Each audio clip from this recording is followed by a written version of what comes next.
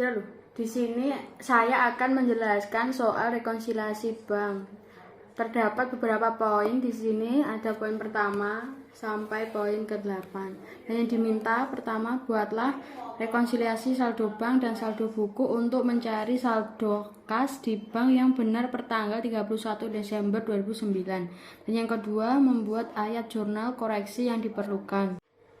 Yang pertama, terlebih dahulu kita harus menuliskan nama perusahaan yaitu PT Indomie, kemudian laporannya rekonsiliasi bank, lalu periodenya tanggal 31 Desember 2009. Karena transaksi akan dicatat adalah transaksi yang terjadi di bulan Desember di tahun 2009. Lalu selanjutnya saldo kas menurut perusahaan dimasukkan sesuai nominal soal yaitu 6.080.000. Kemudian selanjutnya sesuai soal lagi yaitu 5.787.000. Nah, kemudian dimasukkan atau penambahan nantinya bagian dari ini akan diisi dengan transaksi yang akan menambah saldo baik di perusahaan ataupun di bank.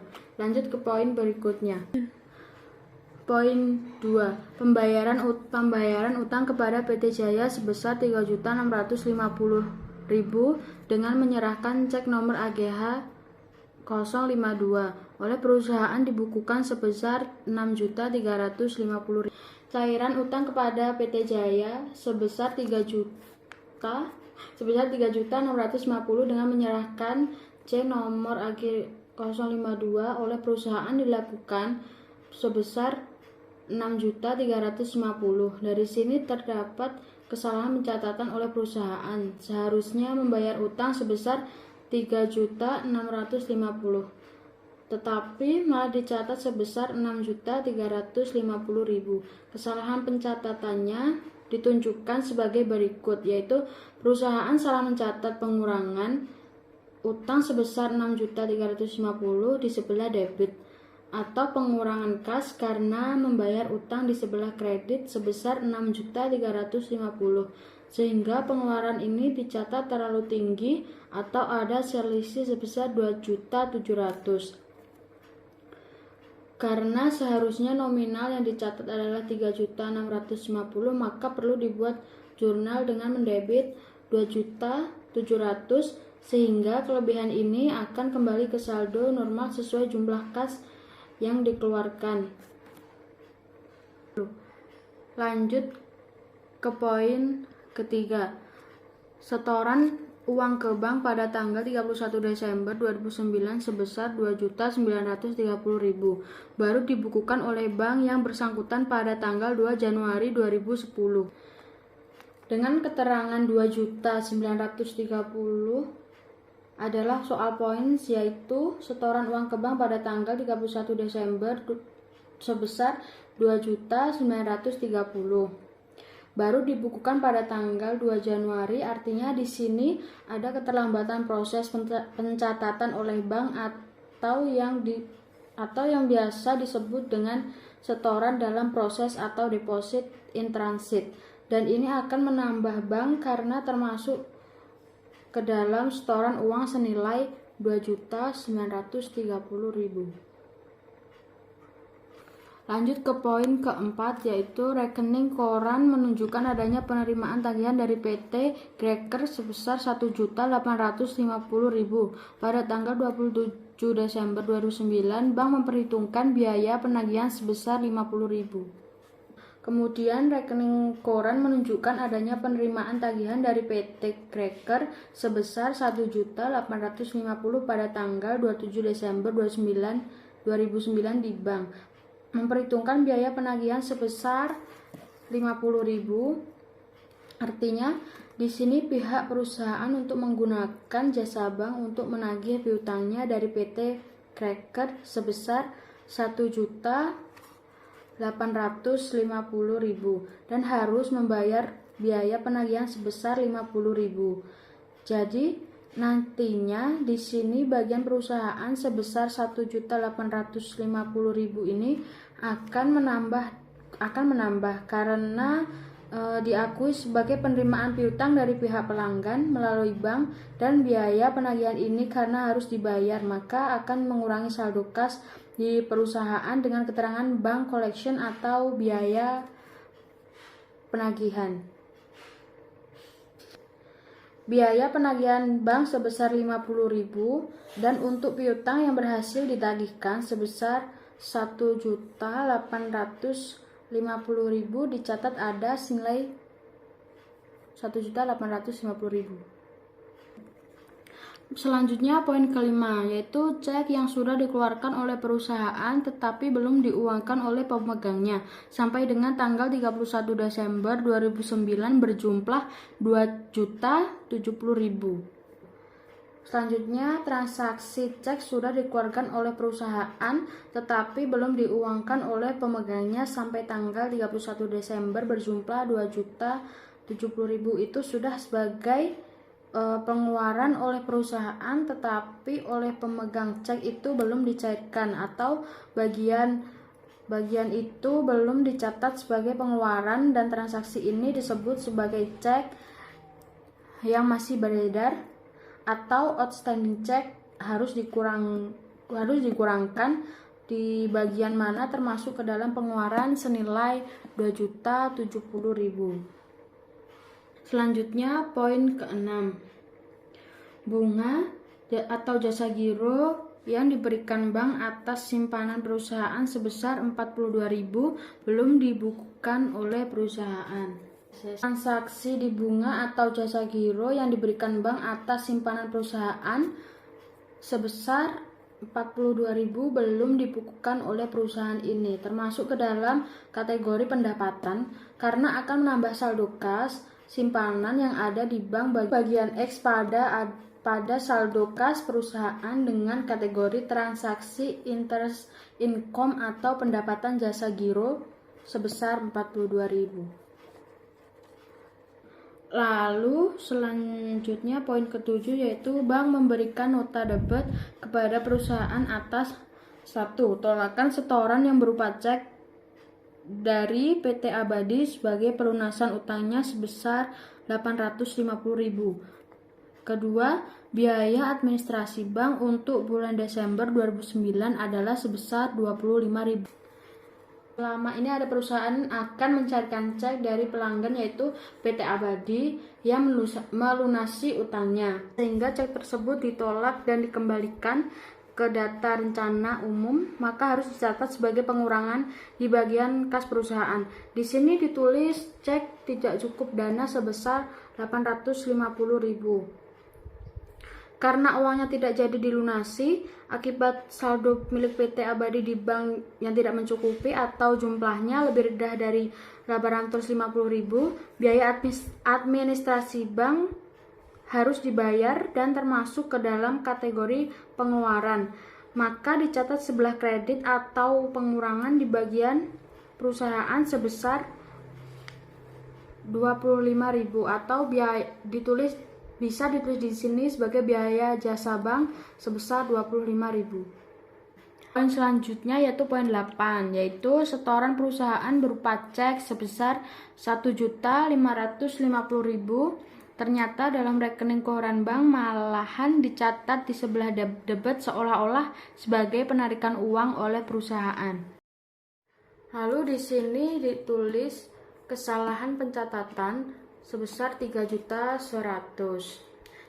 Kenapa 3.100.000 bukan 1.550.000? Karena kalau misalkan regional 1.550.000, maka ketika diposting kembali di bagian kredit saldo, akhirnya akan kembali menjadi 10 juta awal sebelum adanya setoran. Sedangkan perusahaan itu sudah menyetor, maka sudah seharusnya sama dengan di rekening tersebut. Selanjutnya di sini saya akan membuat jurnal koreksi.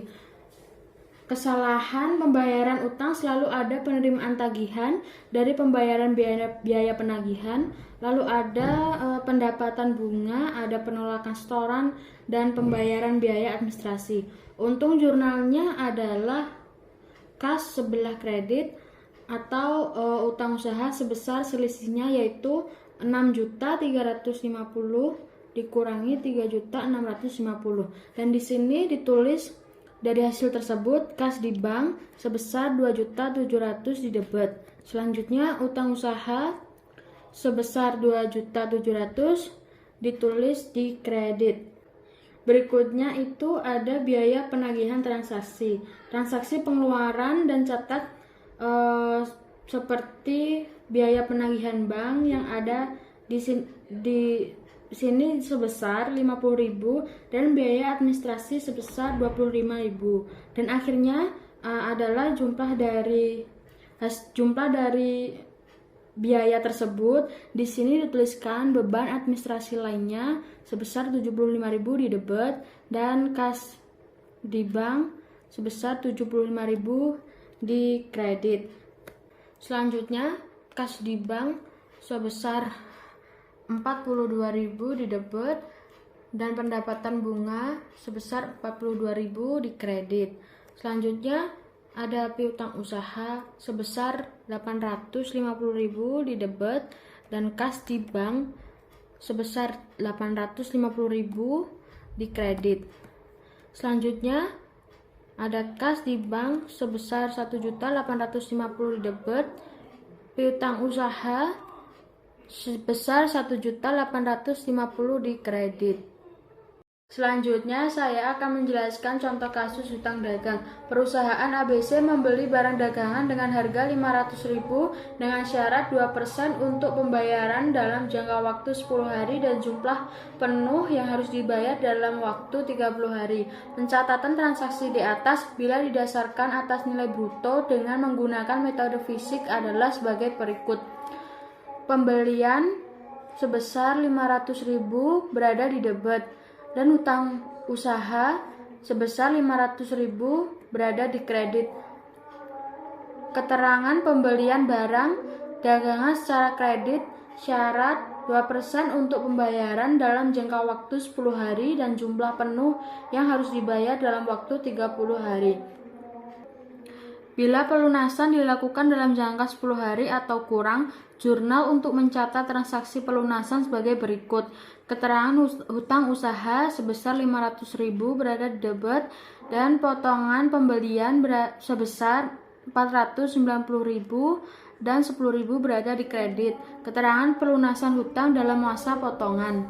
Selanjutnya contoh kasus hutang wesel. Pada tanggal 2 Juni 2002, perusahaan ABC membeli barang dagangan dengan harga 500.000. Pembayarannya dilakukan 3 bulan kemudian. Perusahaan ABC memberikan surat kesanggupan membayar dalam bentuk promes atau wesel dengan memberikan bunga 12% per tahun. Jatuh tempo wesel tanggal 31 Agustus 2002. Transaksi di atas oleh perusahaan ABC dicatat pada tanggal 2 Juni 2002 dengan jurnal sebagai berikut. Tanggal 2 bulan Juni, pembelian sebesar 500.000 berada di debit.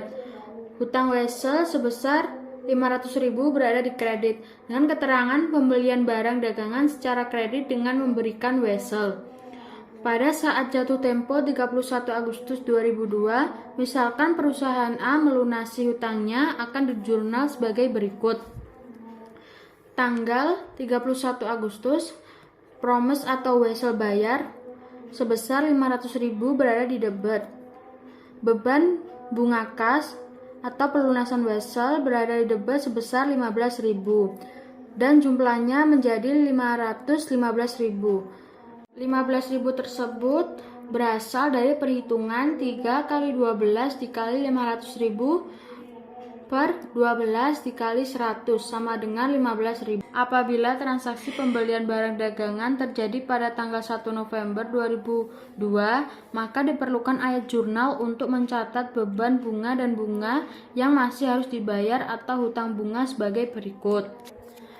Tanggal 31 bulan Desember, beban bunga sebesar 10.000 berada di debit, hutang bunga sebesar 10.000 berada di kredit, dan keterangan mencatat bunga yang masih harus dibayar. Hutang bunga 10.000 berasal dari perhitungan 2 dikali 12 dikali 500.000 per 12 dikali 100 sama dengan 10.000.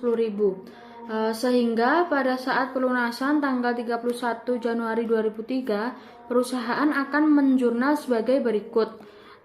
Tanggal 31 bulan Januari, promise atau wesel bayar sebesar 500.000 berada di debit. Beban bunga sebesar 5.000 berada di debit. Hutang bunga sebesar 10.000 berada di debit. Kas sebesar 515.000 berada di kredit dengan keterangan pelunasan wesel. Contoh berikutnya, pada tanggal 2 Juni 2002, perusahaan ABC mendiskontokan wesel yang bernilai 500.000 90 hari, tingkat diskonto 12%. Transaksi di atas oleh perusahaan ABC dicatat pada tanggal 2 Juni 2002 dengan jurnal sebagai berikut.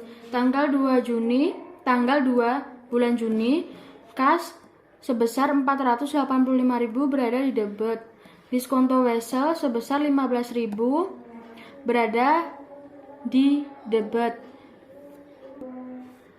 Wesel bayar sejumlah 500.000 berada di kredit dengan keterangan mendiskontokan wesel senilai 500.000 60 hari 12%.